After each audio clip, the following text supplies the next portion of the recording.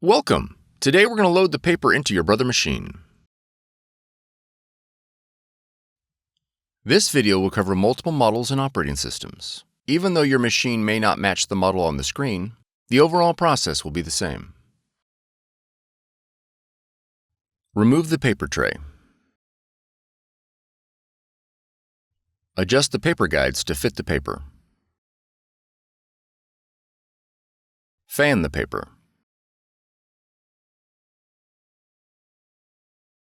Place the paper in the paper tray print side down. Slide the paper tray fully into the machine. For more tutorials, FAQs, and videos, visit us at www.brother-usa.com.